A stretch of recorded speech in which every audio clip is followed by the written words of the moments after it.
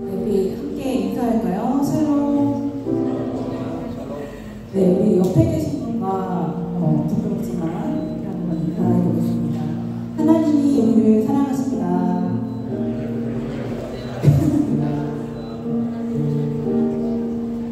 이번 주가 사순절 첫 번째 주잖아요. 그래서 제가 좀 사순절을 의미 있게 보내고 싶어서 어떻게 할까 생각을 좀 하다가 이번 주는 내가 감사를 좀 많이 해보자. 그리고 기도를 할 때 사실 나를 위해서 간구하는 기도를 좀 많이 하잖아요. 근데 이번 주에는 나를 위한 기도를 하나도 하지 말자. 그리고 생각나는 다른 사람들을 위해서 좀 기도하는 그런 시간을 가졌어요.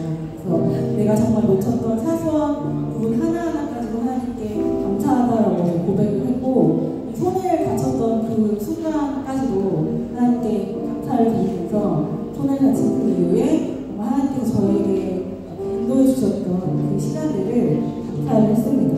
그래서 제가 또 우리 발리세움교회 성도님들 생각나는 분들을 위해서도 기도를 했는데, 그렇게 매일 하나님께 감사합니다 얘기하고 다른 사람들을 위해서 기도했더니 하나님께서 더 큰 은혜를 부어주시는 것을 경험했어요.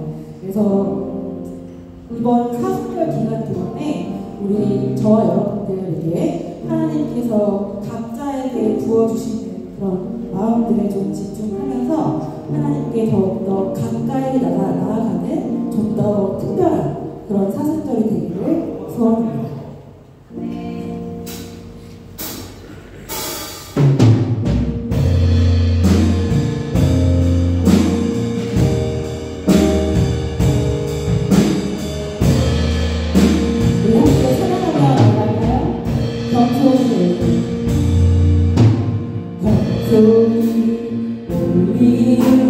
나의 기도 간구보다 감사를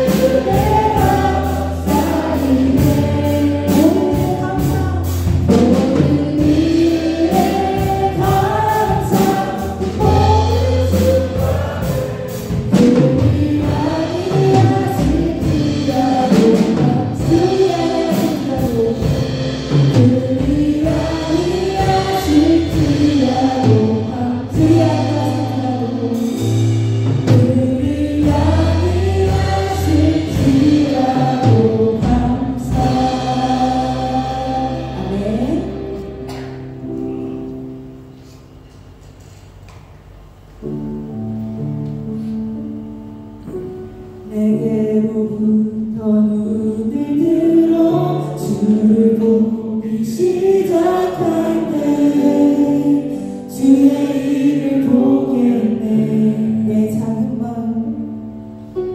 내 작은 마음 돌이킬 하늘에 꿈꾸게 하네.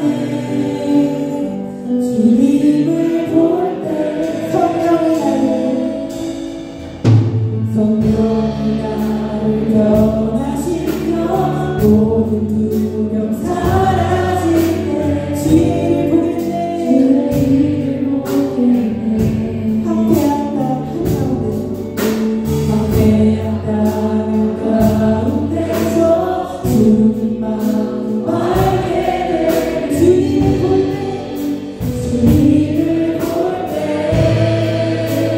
모든 시선을 주님께 드리고 살아계신 하나님을 느낄 때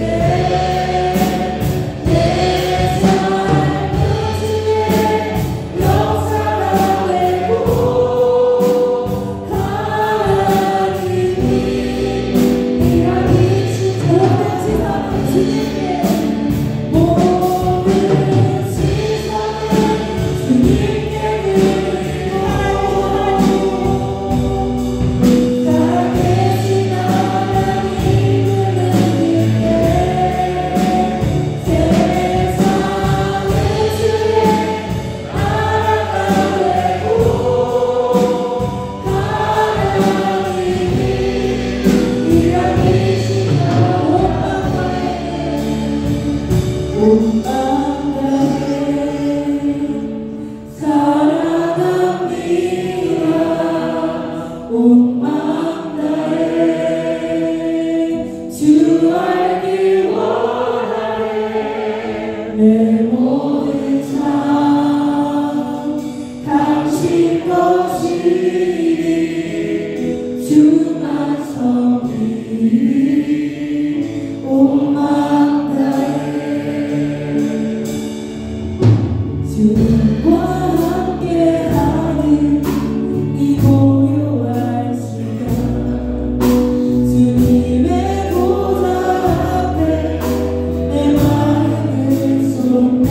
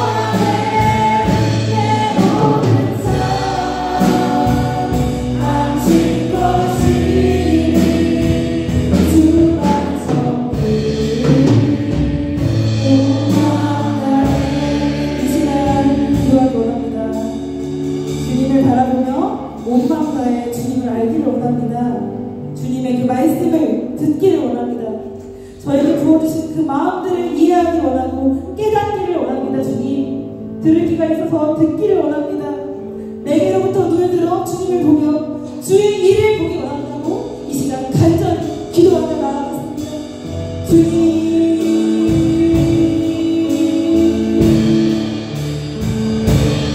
나의 고민에 나의 삶에 하나님을 끼워 맞추는 시간이 아니라 하나님을 바라볼 수 있도록 하여 주시옵소서. 하나님께서 저에게 주신 그 말씀들을 들을 리가 없어서 듣지 못하는 것 정말 나를 수 있도록 도와주시고, 하나님께서 주신 그 말씀들을 깨달을 수 있는 길을 주시옵소서. 마음을 주시옵소서. 주님, 하나님을 바라보고 하나님을 볼 수 있는 그런 거룩한 하나가 되기를 원합니다.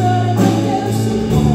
오늘 예배를 통하여서 말씀을 통하여서 하나님께서 보여주신 그 마음들을 이해하기 원하고 그 마음들을 깨닫기를 원합니다. 주님, 함께하여 주시옵소서. 오늘 예배를 통하여서 말씀을 나왔습니다. 하나님의 감사의 모습들을 경험할 수 있는 귀한 시간을 도와주시옵소서. 하나님께서 정말 마음을 주님을 사랑한다고 알기를 원한다고 고백하는 귀한 시간을 주님을 도와주시옵소서.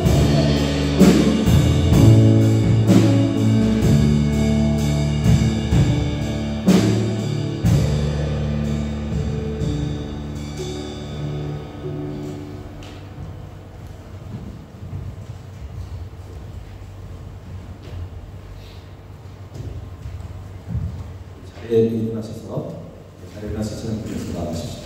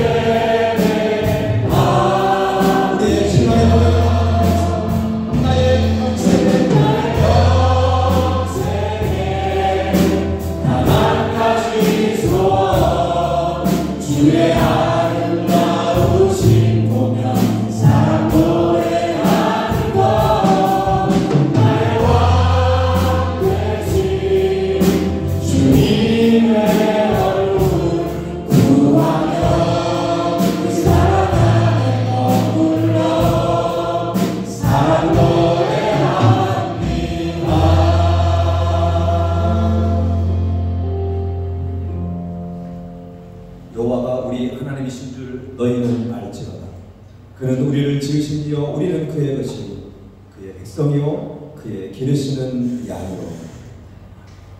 좋으신 하나님, 우리를 하나님의 자녀로 택하여 주시고 지금까지 우리의 삶을 인도해 주신 은혜에 감사와 찬양을 드립니다. 우리를 지으시고 우리의 영원한 목자 되신 하나님께 이 시간 영과 진리로 예배하게 하여 주옵소서. 예수 그리스도의 이름으로 기도하옵나이다. 자리에 앉아서 이 찬양 드리겠습니다.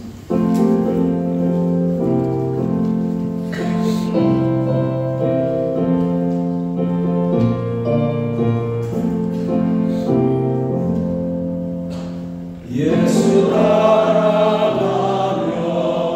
오늘 순종하며 우리 행할 길 원하겠네. 주를 의지하며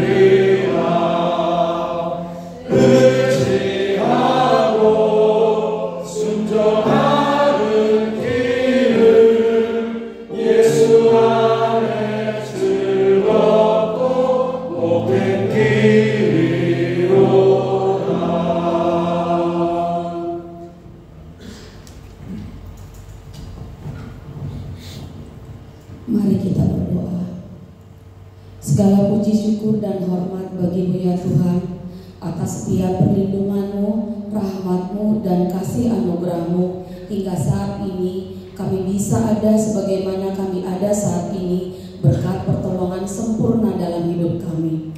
Bapa, pada siang hari ini kami seluruh jemaat Kembali Seum berkumpul di tempat-Mu yang kudus ini hendak beribadah, memuji dan memuliakan nama-Mu yang kudus. Memohon kiranya seluruh rangkaian ibadah ini berjalan dengan lancar dari awal, pertengahan hingga akhirnya.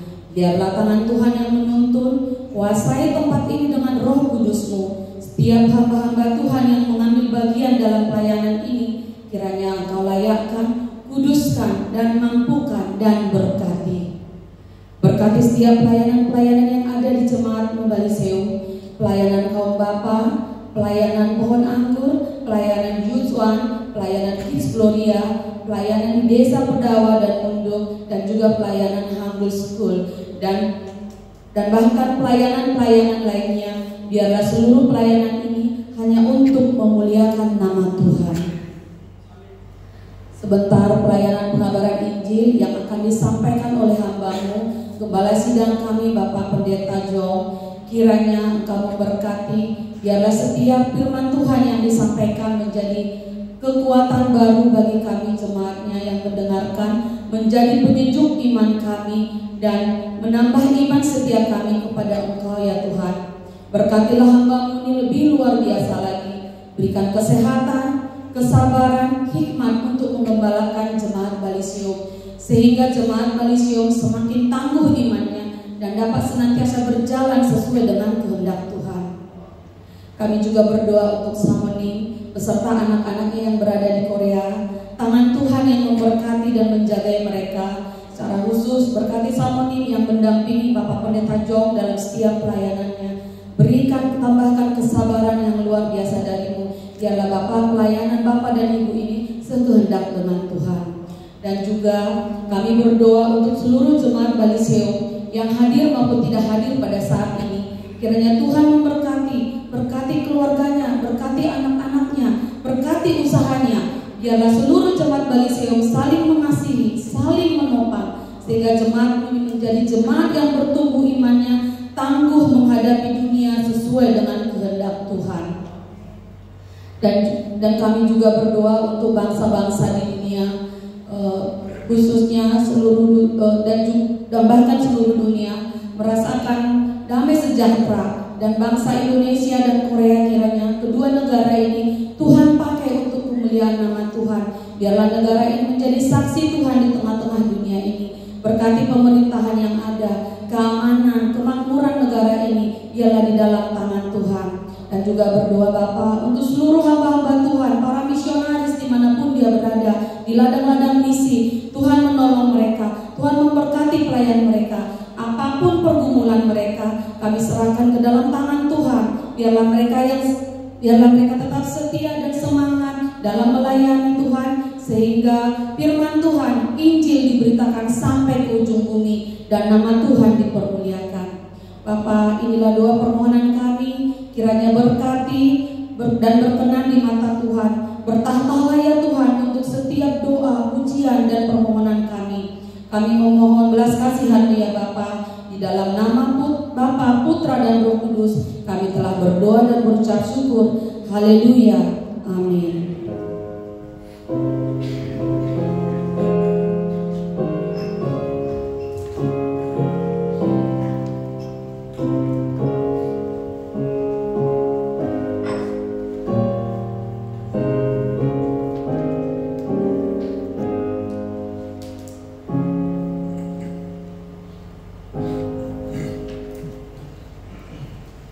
예물을 하나님께 봉헌하겠습니다.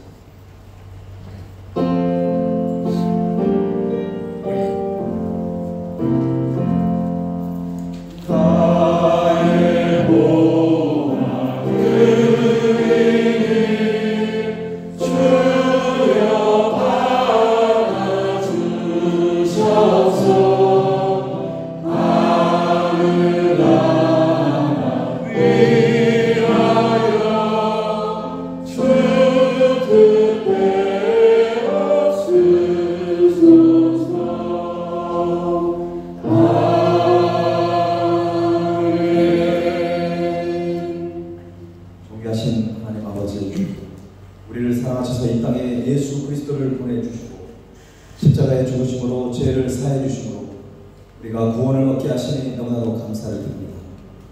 지금 저희들은 사순절 기간을 보내고 있습니다. 사순절 기간에 하나님과 멀어졌던 관계를 회복하게 하옵시고 예수님께서 걸어가신 십자가의 길을 묵상함으로 다시 복음 앞에 나아가는 은혜를 주시옵소서. 인도네시아의 수많은 무슬림들은 라마다 기간을 보내고 있습니다. 저들을 불쌍히 여겨 주시옵소서. 그리스도인들의 신앙이 흔들리지 않게 하시고 무슬림들을 위해 중보 기도하는 귀한 기회가 되게 하옵소서. 오늘도 마음과 뜻과 정성을 다하여 귀한 예물을 구별하여 드립니다.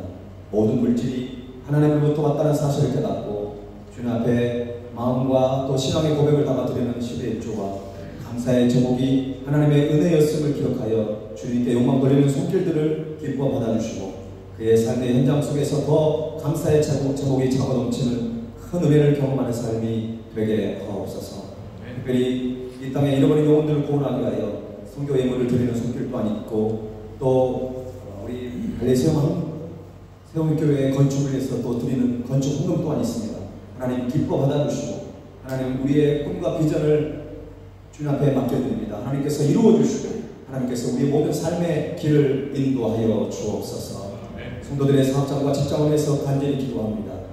하나님 우리가 물질 앞에 노예가 되지 않게 하시고 물질을 다스리며 물질을 주님의 뜻 가운데 사용할 수 있는 그 지혜와 아버지의 정직적인 사명을 감당하는 모든 성도들의 사업장과 직장이 되게 하옵소서.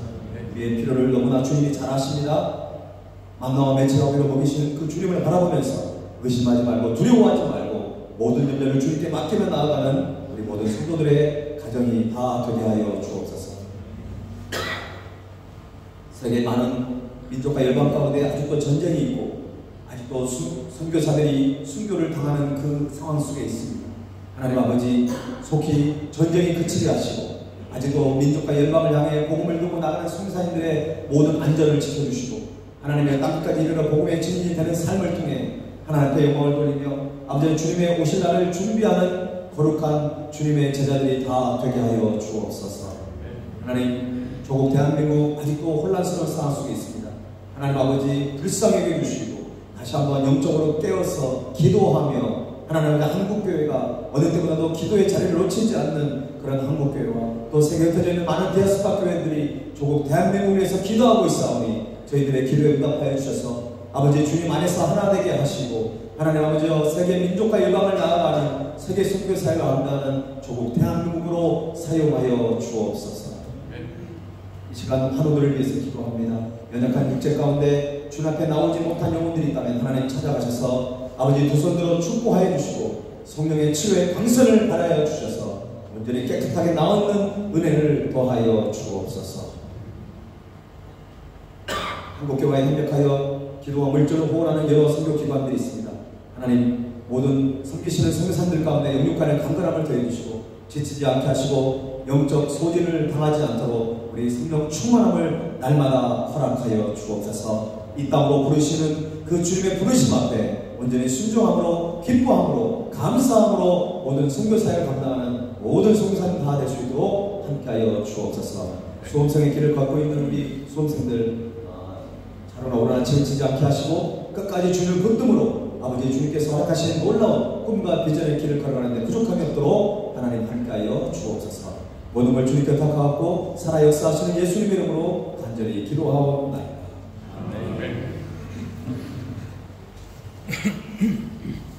네, 교회 소식 전해드리기 전에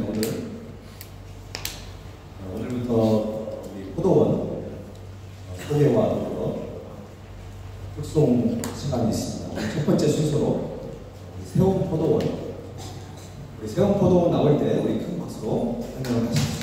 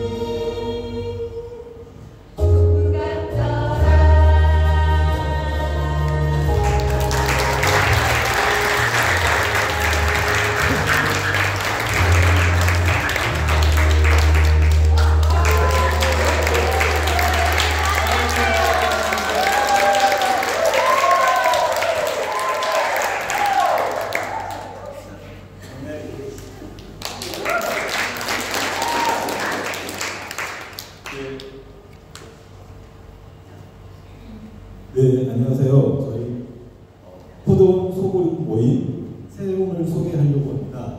저희 포도원 소그룹 모임 이름이 세움인데요.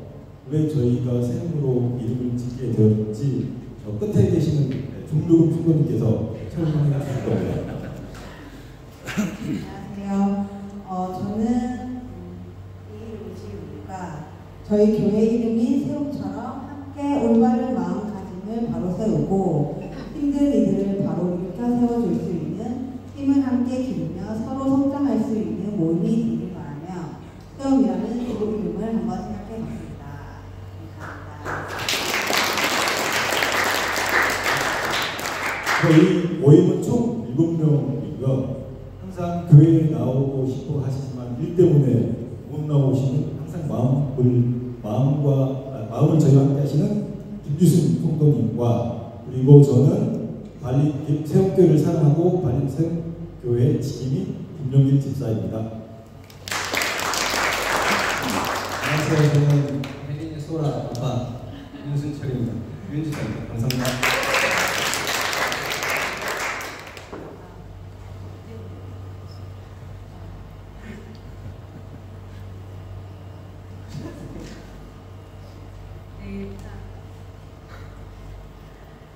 잘 들리나요? 네.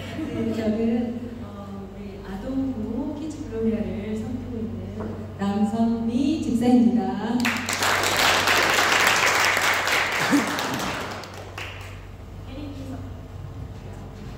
혜린이 소라 엄마 가은입니다. 열심히 배우겠습니다. 여기 모든 계시는 분들 교회에서 가까운 데 살고 있는 영광입니다. 안녕하세요. 저는 봉근이 엄마 정모입니다. 만나서 반갑습니다.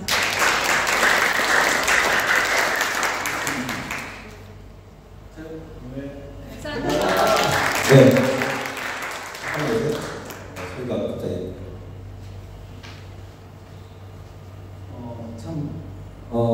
아름답죠? 네. 여기 아빠 나와 계시는 만큼 이런 것도 아름다워서. 교회에서 와서 예배 드리고 그냥 집에 가버리면 뭐 그것도 의미 있는 삶일 수 있지만 공동체에서 함께 사랑을 나누고 함께 중보하는 것은 너무나 중요한 일입니다. 이 일을 처음 시작할 때 잘 안 된 부분도 있고 또 부정적인 시각을 갖는 부분도 있지만 여러분들 잘 따라오셔서 너무나 감사하고 저는 너무 감동스러워요. 그리고 앞으로도 기대가 됩니다. 오늘 처음 우리 세움 포도원에서 했는데 다음 포도원 사실 멋있게 거창하게 하는 것이 중요한 것이 아니라 사랑으로 하나 되는 아름다운 모습이 너무나 아름답습니다. 일부러 짜서 그런지 모르지만 찬양할 때 이렇게 옆에를 이렇게 사랑스러운 눈으로 쳐다보니까 너무너무 아름답습니다. 우리 사랑에 축복해요. 우리 이 찬양 드리면서 이분들을 축복합니다.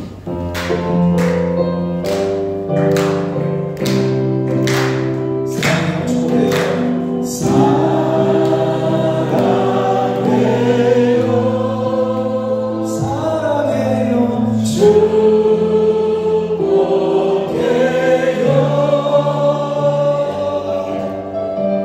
당신의 마음에 우리의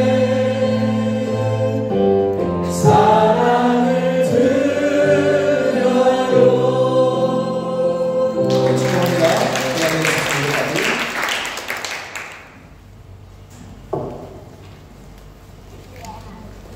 첫 포도원이 너무 잘해가지고 다음부터 더 부담이 되겠습니다. 네. 저도 포도원에 속했기 때문에 제가 맨 마지막이거든요. 우리 선생님들 저하고 아주 걱정입니다. 교회 소식을 전해드리기 전에 오늘 예배에 방문하신 분들을 소개하겠습니다. 우리 교회 성도님이신 이수연 성도님 얼마 전에 등록하셨는데 오늘 부모님께서 방문 발레에 등록하셨습니다. 일산 부들교회를 섬기고 계시는 이한우 박정희 집사님이십니다. 우리 잠깐 일어나시면 지금 박수 원하겠습니다.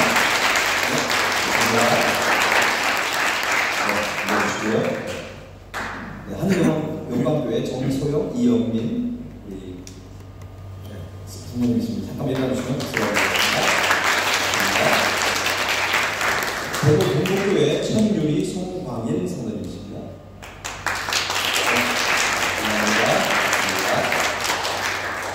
네, 이분들과 함께 우리 자매분들 축복하며 한 번 더.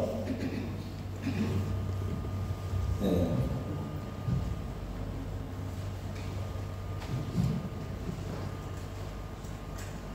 우리 사랑의 축복해요.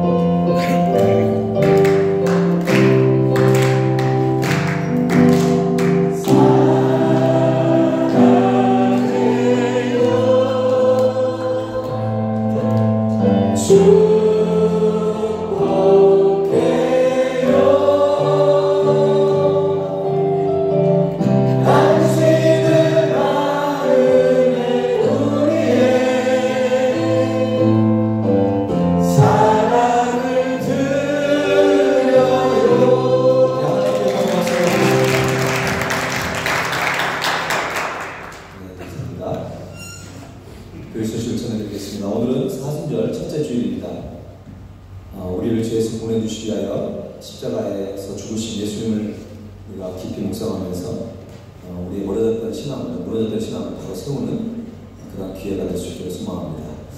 이번 주부터 포도원 소개와 특송 진행 이제 시작했는데 우리 포도원별로 잘 준비해 주시면 감사하겠습니다. 여전도의 주간 발레 세움 바자회를 이번 주 토요일 날 낮 12시부터 오후 4시까지 세움 한글학교에서 진행이 됩니다. 물품이 많이 필요할 겁니다. 네, 저도 준비해서 지금 전화하려고 하거든요. 여러분도 이번 주 토요일이니까 시간이 별로 없습니다. 네, 빠른 시일 내에 여러분들이 수요일 전까지는 화요일날 성역 공부 있으니까 그때까지는 여러분들이 좀 가져오셔서 여전도에 전달해 주시면 좋을 것 같습니다. 그리고 무엇보다도 우리가 전 성도가 다 참여해서 토요일날 여러분 잠시라도 들리셔서 함께 서로 격려하고 주님의 사랑을 나눴으면 좋겠고, 요즘에 한글학교에 새로운 분들이 많이 등록을 했어요. 지금 매주마다 새로운 부모들이 오고 있는데 관리에 참 젊은 분들이 참 많이 살고 있다는 것을 우리가 알게 됩니다.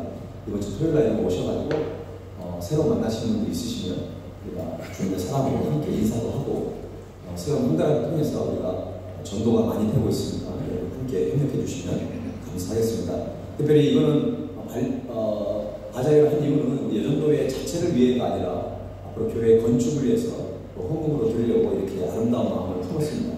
여러분 같이 협력해 주시면 감사하겠습니다. 새가족을 위한 봉사 사물의 초대 오늘 오후 3시에 있고요. 성경통 40일 화요일 날 10시에 있습니다. 나머지 방법을 주보를 보시고 오늘 주신 하나님의 말씀을 함께 보겠습니다. 누가복음 18장 31절에서 34절입니다. 빌만 또한 하리니 루카스 바살 블라블라스 아야티가 블루사토 바이티가 블루군바. 네, 31절부터 34절입니다. 한 절씩 기록하겠습니다. 제가 먼저 읽겠습니다. 예수께서 12 제자를 데리시고 이르시되 보라 우리가 예루살렘으로 올라가노니 선지자들을 통하여 기록된 모든 것이 인자에게 응하리라.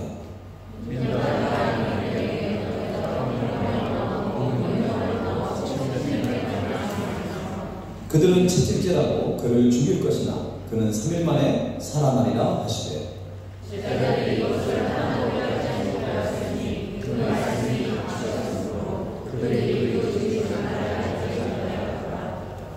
아멘. 심리학 용어 중에 선택적 지각이라는 말이 있습니다. 사람들은 자신들이 보고 싶은 것만 보고 자신이 듣고 싶은 말을 듣는 경향이 있다는 것입니다.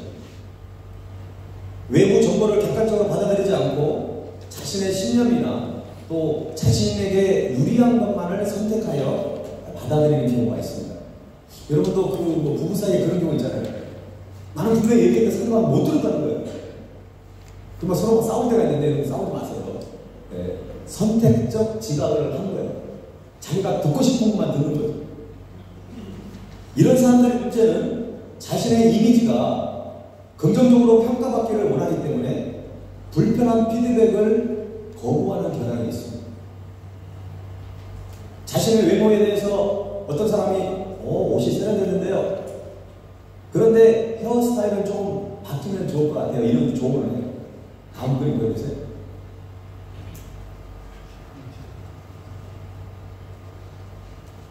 지금 이 남자가 이 아가씨한테 얘기하는 거는 헤어스타일을 좀 바꿨으면 좋겠다고 하는 얘기를 하고 싶어가지고, 그런데 삐질까봐 옷이 세련됐다는 얘기를 먼저 살짝 던진 건데, 이 여자는 옷이 세련된 거에 꽂혀가지고 헤어스타일을 조금 바꾸라는 얘기는 전혀 못 듣는 거예요. 이런 경우가 바로 선택적 지각이라고 합니다. 개인의 이미지 형성 과정에서 중요한 피드백을 놓칠 위험이 있는 것이죠. 그래서 자신이 어떤 이미지 개선과 성장할 수 있는 기회를 놓칠 수도 있는 것입니다. 설교를 들을 때도 이와 비슷한 경우가 있습니다.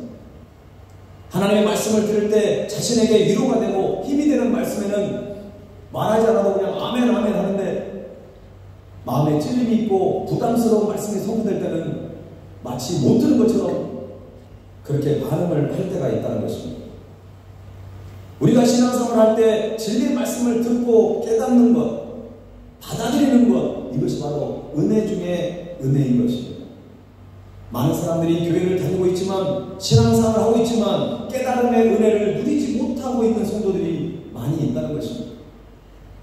예수님 당시에도 예수님을 따랐던 12제자와 그리고 수많은 무리들이 있었지만 모두 깨달음의 은혜를 누리고 주님을 따랐던 것이 아니었습니다. 오늘 본문도 보시기 바랍니다. 예수님께서 마지막으로 예루살렘을 향해 가시기 전에 그가 당하실 십자가의 고난에 대해서 제자들에게 세 번째로 말씀하시는 장면입니다.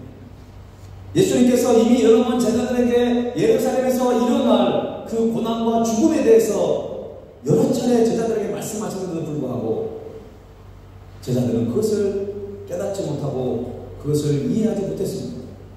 오늘 본문이 벌써 세 번째입니다. 고난과 부활에 대해서 제자들에게 말씀해 주신 것 세 번째라는 것이죠. 자, 여러분 31절 말씀을 한번 같이 읽어봅시다. 시작. 예수께서 12제자를 부르시고 이르시되 보라, 우리가 예루살렘으로 올라가느니 선지자들을 통하여 기록된 모든 것이 인자에게 응하리라. 예수님께서 이렇게 말씀하신 이유는 예수님의 죽음은 갑자기 예기치 않는 그런 사건이 아니라 이미 구약 성경에 많은 선지자들을 통해서 기록된, 예언된 그런 사건이라는 것을 지금 말씀하고 있는 것입니다. 다시 말해서 예수님의 십자가의 사건은 이미 예견된 그런 중요한 일이라는 것이죠. 선지자들의 기록은 어느 부분을 가리키는 것일까요? 예수님께서 당하시는 그 고난에 대한 구약 성경에 예언되어 있는 데는 아주 많습니다. 오늘 예수님께서는 본문 33절에 이렇게 말씀하시죠. 그들은 채찍질하고 그를 죽일 것이나 그는 3일 만에 살아나리라 하시되, 자신이 채찍에 맞을 것이라고 말씀을 하고 있습니다. 이것이 바로 이사야 53장 4절과 5절에 언급되어 있는 여호와의 종의 고난과 관련이 있습니다. 한번 여러분 화면을 보시기 바랍니다. 그는 실로 우리의 책임을 지고 우리의 슬픔을 당하였거늘 우리는 생각하기를 그는 징벌을 받아 하나님께 맞으며 고난을 당한다 하였노라. 그가 찔림은 우리의 허물 때문이요 그가 상함은 우리의 죄악 때문이라. 그가 징계를 받음으로 우리는 평화를 누리고 그가 채찍에 맞음으로 우리는 나음을 받았다. 오늘 본문 32절 말씀도 보면 인자가 이방인들에게 넘겨져 희롱을 당하고 능욕을 당하고 침뱉음을 당하겠다고 그렇게 말씀하고 있습니다. 이방인들에 의해서 넘겨져서 고난을 당할 것이라는 말씀도 이미 구약 성경에 예언이 되어 있습니다. 여러분 그 시편 22편 16절 말씀을 보시죠. 거기 보면 개들이 나를 에워쌌으며 악한 무리가 나를 둘러 내 수족을 찔렀나이다 라고 되어 있습니다. 여기서 개는 안직이죠. 안직. 이 개라고 유대인들이 개라고 불렀던 것은 이방인들을 얘기할 때 그렇게 했어요. 그러니까 이방인들이 나를 에워쌌으며 이렇게 해석을 해야 되는 것이죠. 그래서 시편 16절은 이방인에 의해서 손과 발이 찔리는 고난을 당하는 모습을 지금 그리고 있다는 것입니다. 로마 군인들에 의해서 십자가에 못 박히시는 장면이 바로 그러한 모습인 것입니다. 특별히 시편 22편은요 예수님의 순환 과정 속에서, 예수님의 그 순환 과정 속에서 구약의 말씀이 성취되는 그 모습도 있어요. 시편 22편 1절 말씀을 한번 보세요. 한번 같이 읽어볼까요? 시작. 내 하나님이여, 내 하나님이여, 어찌 나를 버리셨나이까? 어찌 나를 멀리하여 돕지 아니하시오며 내 신음 소리를 듣지 아니하시나이까? 저와 여러분이 잘 알고 있는 것처럼 예수님이 십자가에 죽으실 때 내 하나님, 내 하나님, 어찌하여 나를 버리셨나이까? 엘리 엘리 라마 사바다니, 이렇게 고백을 하셨잖아요. 이것이 이미 구약 성경에 예언되어 있는 그런 장면입니다. 이처럼 구약 성경에 반복하여 예언되었고 또한 예수님께서도 여러 번 말씀하셨지만 제자들은 예수님의 그 순환, 그 고난에 대한 예언을 전혀 이해하지 못했다는 것입니다. 본문 34절 말씀을 한번 더 읽어볼까요? 34절 시작. 제자들이 이것을 하나도 깨닫지 못하였으니 그 말씀이 감추었으므로 그들이 그 이르신 바를 알지 못하였다. 그들이 뭐 어느 정도 이해한 것이 아니라 그냥 하나도 깨닫지 못했다는 것입니다. 제자들은 예수님께서 고난을 받으시고 십자가에 죽으시고 3일 만에 부활하신다는 말씀을 들어도 깨닫거나 이해하지 못했다는 것입니다.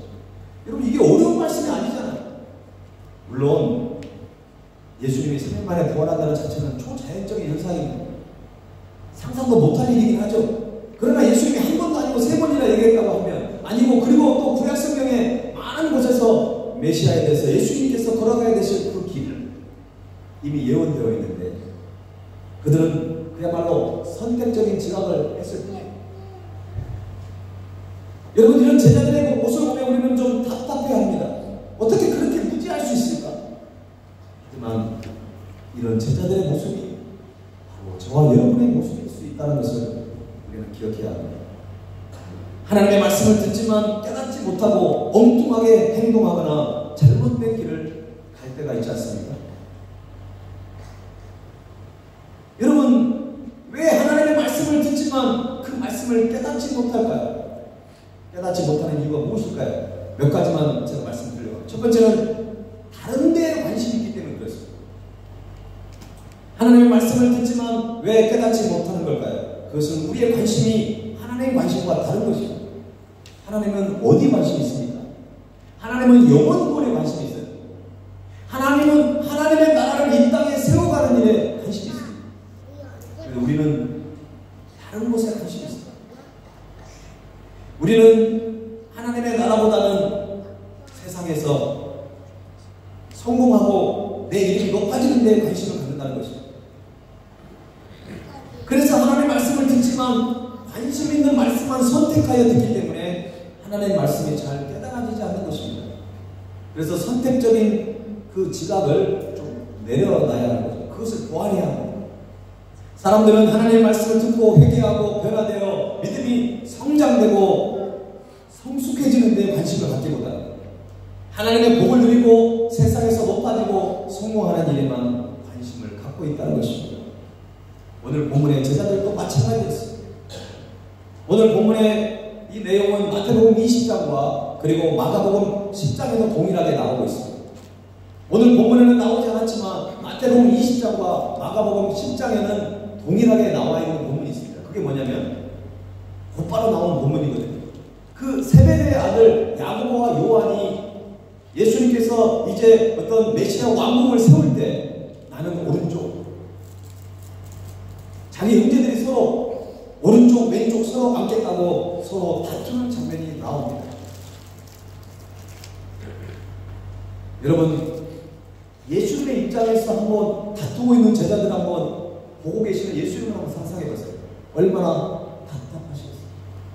자신은 지금 예루살렘을 향해서 이제 십자가에서 물과 피를 다 쏟고 죽어야 되는 그 상황 속에 있는데 지금 제자들은 메시아의 왕국이 설립되었을 때 오른쪽에 누가 앉을 것인지 그것 가지고 서로 싸우고 있는 것입니다. 우리의 신앙생활이 그런 신앙생활이 되어서는 안 되는 것입니다.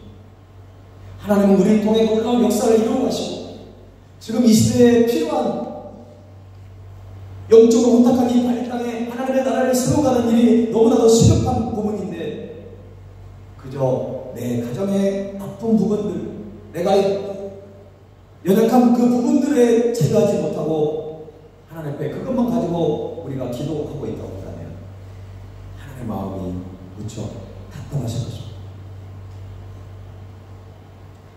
여러분, 그래서 하나님의 말씀을 읽고 묵상할 때 한 가지 중요한 것이 있습니다. 그것은 본문에서 반드시 하나님의 관심이 뭔지, 하나님의 마음이 어떤 것인지를 품고 그 말씀을 묵상해야 한다는 것입니다. 그래야 그 본문 말씀을 바르게 해석할 수 있고 그때 깨달음의 은혜를 우리는 경험하게 될 줄로 믿습니다.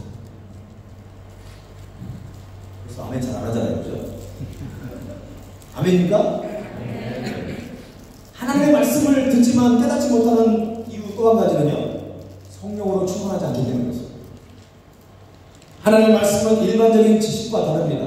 하나님의 말씀은 성령의 감동으로 기록되어 있기 때문에 성령님의 도움 없이는 그 말씀을 온전히 해석할 수가 없습니다. 온전히 깨달을 수가 없는 것입니다. 그래서 우리는 예수님을 반드시 영접해야 합니다. 예수 그리스도를 영접하게 되면 우리는 성령을 선물로 받습니다. 사도행전의 2장에 베드로가 그렇게 말씀합니다. 너희가 각각 회개하여 성령의 이름으로 우리가 세례를 받고 그러면 성령을 선물로 받겠다고 약속이 되어 있는 것입니다. 우리가 예수님을 영접하고 하나님의 자녀가 되었을 때 성령님을 모시게 되고 그리고 성령의 충만함을 받을 때 우리는 하나님의 말씀을 듣고 깨닫게 되는 은혜를 경험하게 되는 것입니다. 그런데 세상의 성공에만 집착하는 그런 마음을 갖고 있다면 우리는 육신의 적용을 쫓을 수밖에 없고 성령의 도우심을 받을 수 없게 되는 것입니다. 우리는 둘 다 하기를 원하잖아요. 내가 육신의 적용을 쫓아가기도 하고 성령을 같이 하고 싶지만 성령을 쫓는 일과 육신의 적용을 쫓는 일은 동시에 불가능합니다. 그래서 로마서에 보면 이런 말씀이 있습니다. 로마서 8장 5절 말씀 한번 여러분 한번 읽어주세요. 시작.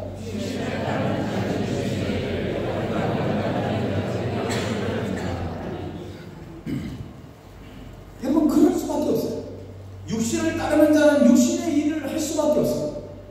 그러니까 마음이 어떤 마음을 품고 어떤 생각을 하느냐에 따라서 행동으로 나오지 않습니다. 그것이 습관이 되고 그것이 인생이 되어버리는 것입니다.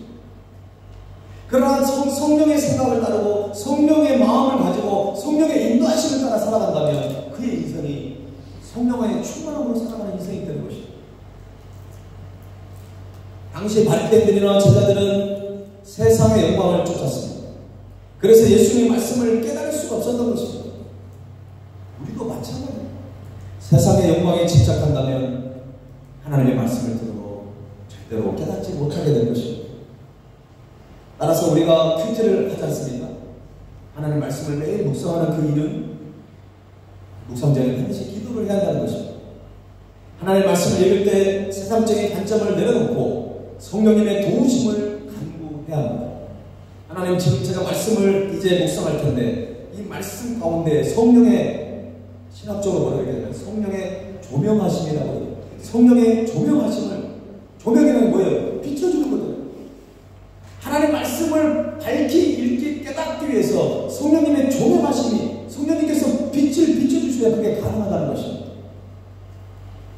근데 이런 기도 전혀 안 하고 어떤 자신의 어떤 성경적인 지식과 신앙생활의 경험으로만 그걸 읽어내려고 한다면 안 된다는 것입니다. 늘 겸손한 은혜가 우리에게 필요해요. 여러분 제가 설교를 준비하는 것도 마찬가지예요.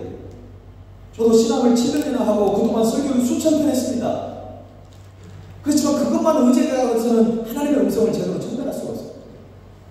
똑같은 본문인데 설교를 할 때마다 그 본문의 해석이 달라지는 것입니다. 왜냐하면 성령님께서 그 회중들을 향한 마음이 있고 계획이 있고 하나님의 뜻이 있기 때문에 그렇습니다.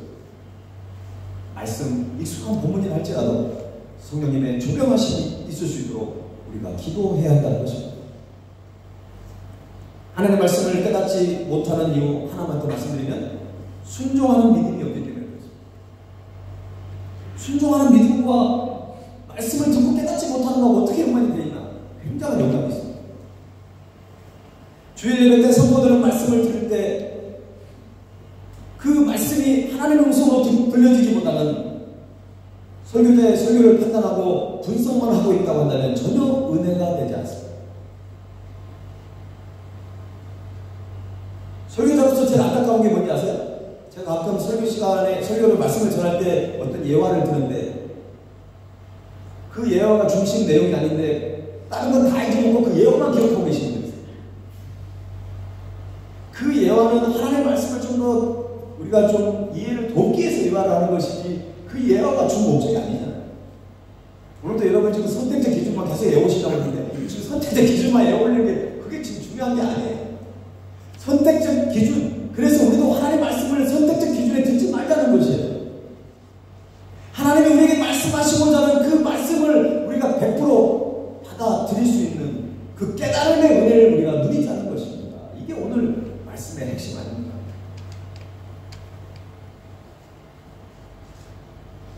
선포되는 말씀을 하나님의 말씀 음성으로 진리의 말씀을 삶 속에 실천하고 적용하려고 하는 그 마음을 가지고 말씀을 드려야 합니다. 하나님의 말씀을 순종하는 자세를 가진다면 하나님의 말씀이 깨달아질 수밖에 없는 것입니다.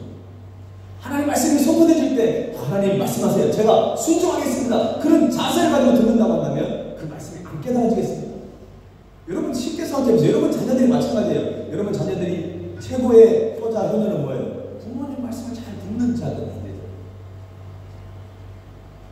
자녀가 엄마 말이라면 다 들을 자세를 하고 들어요. 그런데 엄마가 무슨 말 하는지를 못 알아듣겠어요. 자꾸 안 들으려고 하고 반항을 하려고 하니까는 나중에 못 듣는 척 하잖아요. 애들만 그렇게 아니라 우리 모습이 그럴 수 있어요. 하나님 앞에 순종하려고 하는 그 자세가, 그 믿음이 우리 가운데 너무나 없다는 것입니다. 하나님, 말씀을 하십시오. 내가 그 말씀에 순종하겠습니다. 그런 자세가 된다면 하나님 말씀이 너무나 잘 깨달아질 줄 믿습니다. 그래서 씨 뿌리는 비유를 보면 모두 풍성한 열매를 맺지 못하는 것입니다. 씨가 문제가 아니라 밭이 더 중요한 것입니다. 하나님의 말씀이 문제가 아니라 하나님의 말씀을 받는 우리가 문제라는 것이에요. 마태복음 13장 22절 말씀에 이런 말씀이 있죠. 그래서 가시떨기에 뿌려졌다는 것은 말씀을 들으나 세상의 영역과 재물의 유혹의 말씀이 막혀. 하나님 말씀이 땅에 떨어졌는데 세상의 영역과 재물의 유혹의 말씀이 막혀버린 것입니다. 그래서 결실하지 못하는 자라고 성경은 말씀하고 있습니다. 하나님의 말씀을 듣지만 세상의 염려와 재물의 유혹에 빠져 있으면 하나님의 말씀을 들어도 그 말씀이 깨달아지지 않는 것입니다. 하나님의 뜻을 깨닫지도 못하고 그저 자기 마음대로 살아가는 것입니다. 여러분, 죄가 다른 것이 아니라 자기 마음대로 살아가는 것이죠. 조심해야 합니다. 자, 그러면 우리가 하나님의 말씀을 깨닫는 은혜를 누리기 위해서는 우리가 어떻게 해야 될까요? 한번 저를 따라합시다. 은혜를 사모하는 마음을 가져야 합니다. 자막을 보여주세요. 제가 깜빡했나요? 은혜를 사모하는 마음을 가져야 합니다. 영적인 일은 육적인 시각으로는 깨달을 수 없습니다.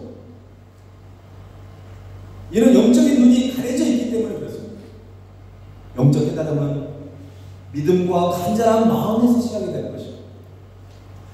말씀을 진정으로 대할 때 영적인 눈이 열리게 되는 것이죠. 그렇게 되면 깨달음의 은혜가 임하게 되는 것입니다. 결국 영적인 통찰은 믿음과 우리의 진정한 마음에서 이루어진다는 것입니다. 다윗은 시편 27편 4절 말씀에서 이렇게 고백하고 있습니다. 한번 다윗의 고백을 우리도 한번 고백해 봅시다. 시작. 내가 여호와께 바라는 한 가지 일, 그것을 구하리니 곧 내가 내 평생에 여호와의 전에 살면서 여호와의 아름다움을 바라보며 성전에서 사모하는 것이다. 할렐루야. 얼마나 아름다운 고백입니다. 여러분에게 있어서 지금 만일 하나님께서 지금 한 가지 기도점에 응답해 줄게, 그게 뭐냐고 여러분에게 물어본다면 여러분 뭐라고 대답하시겠어요? 여러분에게 있어서 가장 중요한 기도 제목의 우선순위가 무엇입니까? 셋이 핸드폰을 바꾸는 건가요? 아니면 외모가 아름다워지는 것인가요? 아니면 대학에 그냥 한 번에 붙어버리는 것인가요? 내가 여호와께 바라는 한 가지 일, 그것을 구하겠다는 것입니다. 그것은 내가 내 평생에 여호와의 집에 살면서 여호와의 아름다움을 바라보며 그의 성전에서 사모하는 것입니다. 저는 다윗이 참 지혜로운 사람이라고 생각합니다. 자, 보세요. 여러분이 구하고 싶은 거 구하지 말라는 것이 아닙니다. 그런데 그 모든 것을 구할 수 있고 그것이 응답되기 위한 방법은 무엇입니까? 여러분의 기도 제목을 응답해 주실 그 하나님을 가져버리는 거죠.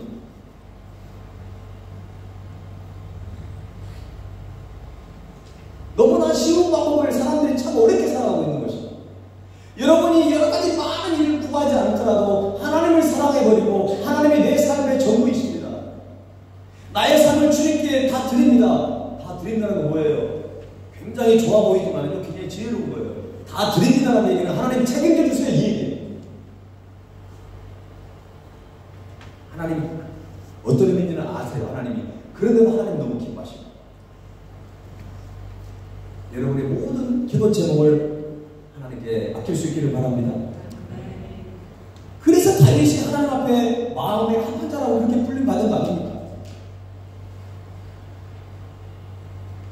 하나님이 뭘 기뻐하시는지, 하나님이 뭘 원하는지를 우리가 잘 깨달아야 합니다. 다윗은 언제나 하나님과 동행하는 삶을 살려고 했고 은혜를 사모하는 마음을 가졌기 때문에 하나님께 최고의 칭찬을 받은 거죠. 하나님 마음에 합한 자라는 거죠. 여러분도 언제나 하나님의 은혜를 사모하는 삶을 살아갈 수 있기를 간절히 축원합니다. 우리가 하나님의 말씀을 깨닫는 은혜를 누리기 위해서는 하나만 더 말씀드리면 주님의 고난에 동참하는 마음을 가져야 하는 거죠. 한번 따라합시다. 주님의 고난에 동참하는 마음을 가져야 합니다.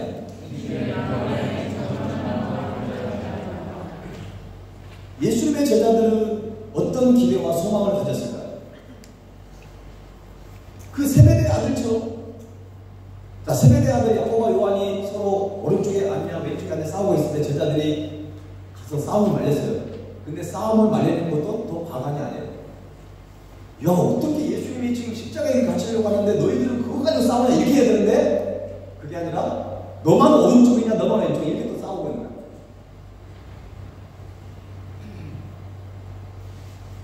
교회 안에 잘못된 길을 가는 사람이 있을 때 같이 그 일에 휩싸여 싸우고 그 같이 휩싸여가지고 갈 것이 아니라 영적인 통찰력을 가져야 합니다. 그래서 바른 교훈을 할 수 있는 그런 나눔이 우리 가운데 있어야 하는 것이죠.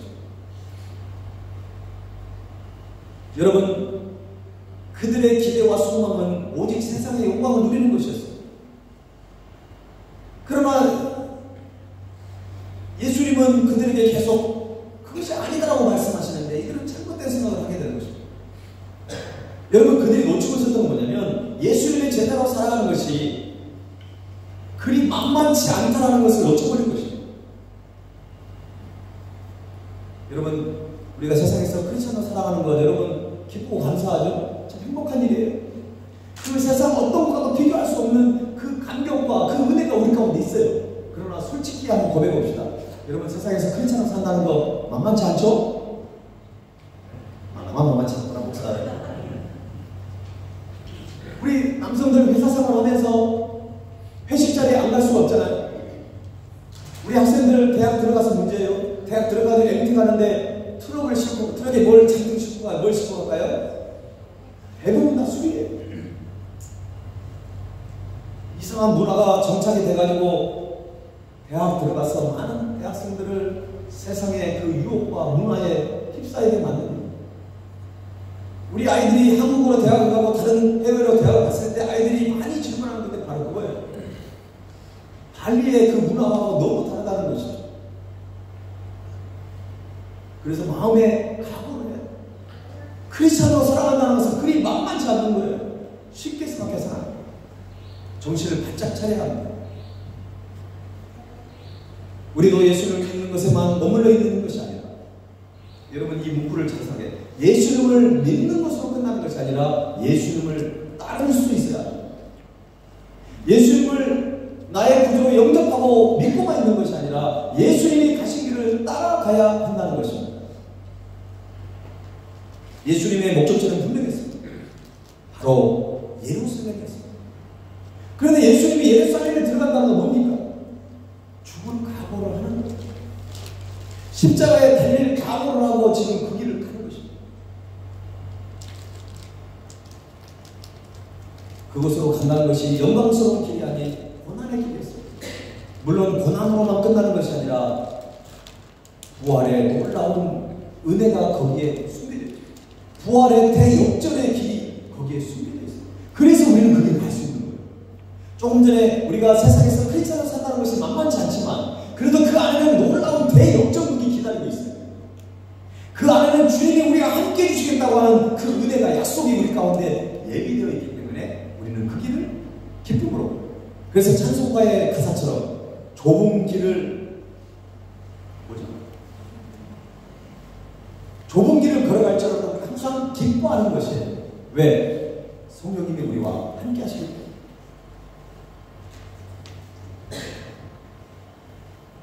사랑하는 여러분, 하나님의 말씀을 깨닫는 것은 매우 중요합니다. 하나님의 말씀을 깨닫는 자는 있어야 할 자리에 있게 되고요, 해야 할 일을 하게 됩니다. 반대로 하나님의 말씀을 깨닫지 못한 사람은 있어야 할 자리에 있지 않고 해야 할 일을 하지 못하는 경우가 있습니다. 예수님께서 십자가의 길을 걸어가실 때 제자들은 뿔뿔이 흩어져 버렸어요. 사실 다른 사람은 흩어져도 예수님의 제자들은 그 자리에 있어야 되지 않습니까? 이게 진정한 제자의 모습입니까? 그게 아니잖아요. 그들은 예수님의 고난 앞에서 도망쳐버린 것입니다. 왜 그랬을까요? 그들이 평소에 예수님께서 제자들에게 말씀하신 것들을 깨닫지 못했기 때문에 이런 현상이 발생한 것입니다. 전혀 준비하지 않았다는 것이죠. 예수님께서 온갖 핍박과 고난을 받으시겠다는 그 말씀을 그냥 허투루 들은 거예요. 그리고 최소한 예수님이 십자가의 길을 가지만 마지막에 뭐가 기다리고 있어요? 3일 만에 부활하신다는 그 놀라운 사실을 이미 3번이나 들었잖아요. 그 놀라운 부활의 은혜가 그 가운데 있는데 그 말씀조차도 그들은 잘 기가만 듣지 않았던 것입니다. 제자들은 이해하지도 못했고 그리고 깨닫지도 못했습니다. 그래서 주님 곁을 떠나가버린 것입니다. 하나님의 말씀은 신앙인의 영혼의 양식이고 무기고 소망입니다. 말씀으로 사는 존재가 그리스도입니다. 그런데 말씀을 깨닫지 못한다면 온전한 신앙 생활은 할 수 없습니다. 신앙의 성장도 이룰 수가 없는 것이죠. 오히려 사단의 시험과 죄의 유혹에 빠져가지고 실족하는 삶을 살게 되는 것입니다. 사랑하는 여러분, 바라기는 여러분들이 하나님의 말씀을 온전히 깨닫기를 원합니다. 말씀을 깨닫는 은혜를 누릴 수 있기를 소망합니다. 그래서 주님을 온전히 따르는 그런 신앙생활을 할 수 있기를 기도합니다. 마지막으로 한 가지만 더 말씀드릴 것이 있습니다. 예수님께서 여러분한테 나를 따르라고 그랬잖아요. 그죠? 예수님께서 나를 따르라고 하는 그 말씀에는 중요한 의미가 숨겨져 있다는 거 아십니까? 어떤 제자가 있습니다. 자, 나를 따라와. 예수님이 가고 있습니다. 이 제자가 예수님을 따라가면 그는 예수님과 함께 있는 것입니다. 그러나 예수님이 나를 따르라고 했을 때 예수님을 가고 있는 이 사람이 따르지 않는다는 것은 예수님과 멀어진다는 것입니다. 너무 쉽죠? 이건 초등학생도 알아들을 이야기예요. 그런데 사람들은 그걸 자꾸 놓치고 있어요. 예수님을 따라가는 자체를 굉장히 부담스럽게 생각하는데 그게 아니에요. 내가 너와 더 함께하고 싶다는 것입니다. 그래서 예수님을 따라가는 사람은 예수님과 함께하고 있고 그냥 쉽게 옆에 계신 예수님을 느낄 수 있는 것입니다. 의외로 많은 사람들이 기도를 해도 주님이 나와 함께 하시는 느끼지 못한대. 예배를 드려도 주님이 나를 사랑하시는 줄을 잘 모르고 있는 사람들이 있습니다. 왜 그렇습니까? 내가 주님을 따르지 않는 것이에요. 예수님이 나를 따르라는 것, 부담스럽게만 생각하지 마시고 내가 너와 함께 있다는 것입니다. 나는 너와 가까이 있고 싶다고 하는 주님의 표현이에요. 그래서 주님을 따르는 것을 선택적으로 여러분 생각하지 마세요. 우리 모두가 예수님의 부르심에 우리를 따라가야 될 줄로 믿습니다. 그런데도 예수님을 따라간다는 것은 두려운 마음이 생길 수 있어요. 그래서 예수님은 이렇게 말씀하세요. 하나님은 이사야 41장 10절에 이렇게 말씀하십니다. 우리 마지막으로 이 말씀 읽겠습니다. 시작. 두려워하지 말라. 내가 너와 함께하리라. 놀라지 말라. 나는 내 하나님이니라. 내가 너를 굳세게 하리라. 참으로 너를 도와주리라. 참으로 나의 의로운 오른손으로 너를 붙들리라. 할렐루야. 주님을 따르는 자들에게 이 말씀이 엄청나게 효과가 있는 것이지, 주님을 따르지도 않는 사람들을 가지고 이 말씀으로 위로했다가는 별 의미 없는 말씀이 되어버릴 수 있어요. 십자가의 길, 순교자의 삶을 살아가는 사람들에게 이 말씀이 효력이 발생하는 것입니다. 죄악된 길을 걸어가면서 주님을 따르지 않고 주님과 멀어져 가면서 이 말씀이 나에게 힘이 되길 바란다고 한다면 전혀 효력이 발생하지 않아요. 하나님의 능력, 하나님의 마음의 문제가 아니라 나의 신앙의 문제라는 것입니다.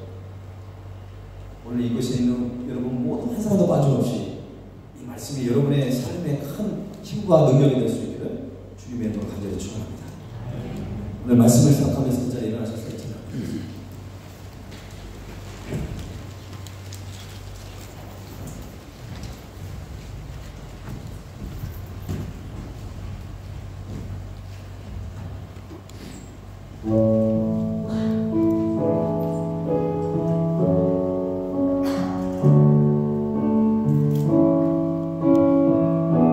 가사를 생각하면서 주님의 은혜로 살아가는 주님의 은혜로 살아가는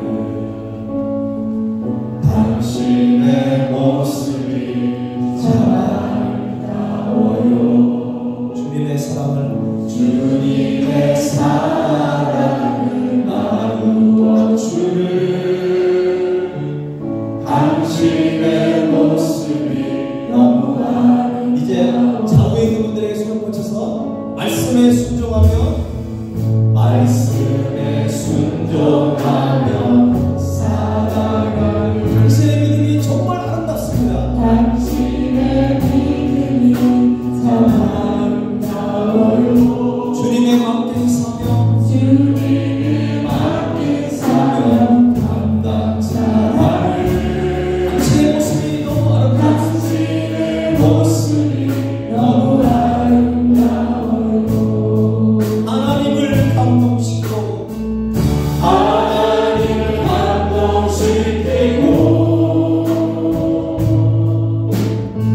세상을 변화시키니 당신은 이 세상에 필요한 사람, 하나님이 좋아하는 사람, 당신 때문에 어두운 세상이 사랑으로 가득 차지요. 사랑으로 가득 차지요. 당신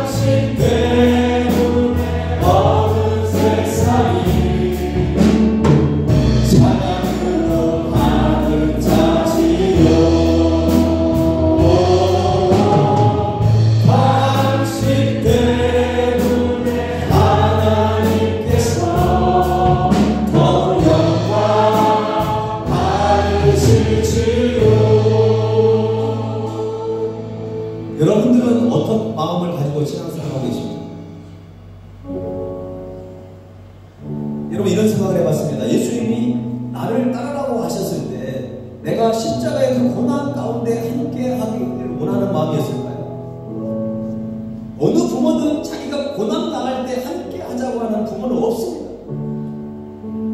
예수님이 나를 따르라고 하는 것은 비록 내가 십자가의 길을 가며 엄청난 고난을 받지만 다시 부활하실 것을 알고 계시기 때문에 그 부활의 영광에 함께 하자는 그 의미인 것입니다. 거기에 주님은 우리를 초대했던 것입니다. 우리 교회가 디아스포라 교회 사명을 가지고 우리가 나가는데, 제가 지난 큐티 모임을 하면서 우리 어떤 집사님께 그런 고백을 들었어요. 참 우리 교회가 이렇게 디아스포라 교회에 나가는 것에 너무 감사하다는 고백을 들었어요. 사실 부담스럽고 참 쉽지 않습니다. 한 교회에 두 가지 언어를 가지고 두 가지 문화를 가지고 두 나라의 국적을 가진 사람들, 아니 우리 교회는 더 많죠. 많은 세계적인 국적을 가진 사람이 함께 일한다는 것이 쉽지 않습니다. 목회하는 건 더 어려워요. 그러나 주님의 마음을 우리가 헤아리고 주님이 기뻐하신 것을 생각한다면 우리는 그 길을 가는 것입니다. 때로는 부다운 마을에, 몽둥 마을에 가는 이유가 무엇인지 아십니까?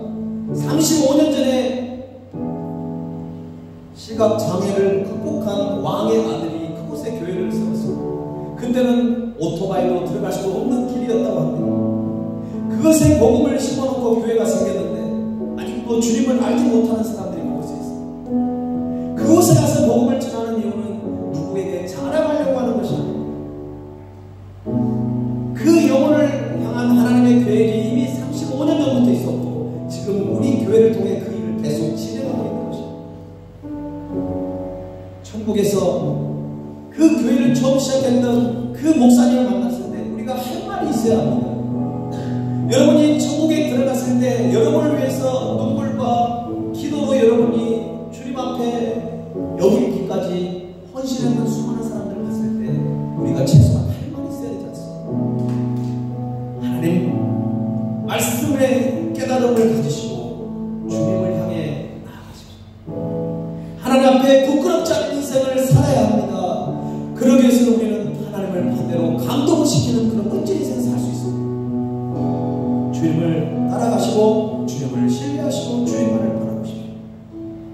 여러분 이 시간 함께 기도하십시오. 내가 앞으로 몇 년을 살지는 모르지만 언제가 주님을 만날 때 부끄러운 만남이 아니라 하나님을 감동시킴으로 세상을 변화시키는 삶을 통해 주님 앞에 칭찬받는 우리의 삶이 되기를 원합니다. 하나님 남은 인생 하나님 붙들어 주시옵소서. 나를 사용하여 주옵소서. 우리의 가정을 사용하여 주시고 우리 교회를 붙들어 주옵소서. 때로는 힘들지만 그 길을 계속 걸어가게 하여 주옵소서. 이 시간에 합심하여 하나님 앞에 기도하며 나갑시다. 주여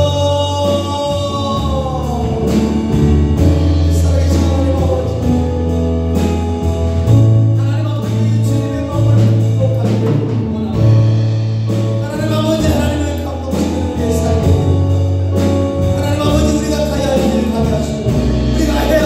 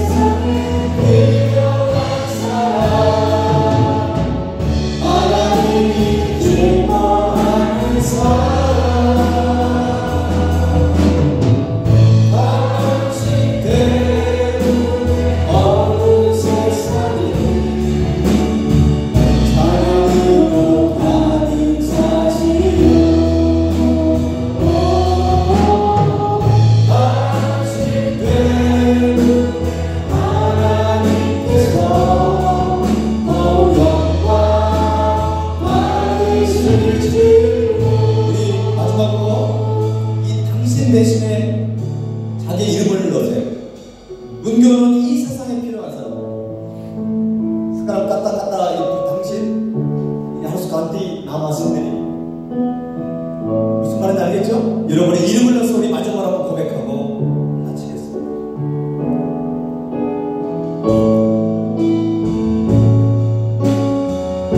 하나님을 감동시키고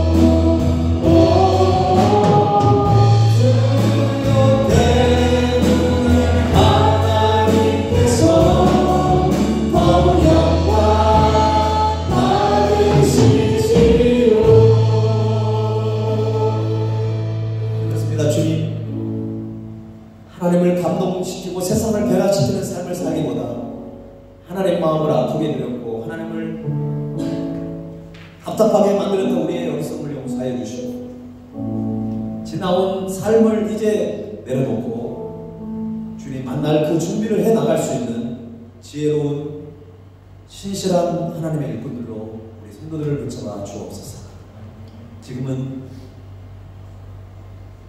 십자가의 길을 걸어가신 주 예수 그리스도의 은혜와 독생자 예수 그리스도를 아낌없이 보내주신 하나님 아버지의 그 크신 사랑과 성령님의 감동 감화 역사하심 믿음으로 말씀을 깨닫고 주님을 따르기로 마음에 다짐하고 결단하는 사랑하는 주님의 백성들 위해 그리고 세계에서 복음을 선포하시는 모든 소개선의 사역 위해 조국 대한민국과 인도네시아 땅 위에 지금부터 영원토록 함께 없으시기를 간절히 축원하옵나이다. 아멘.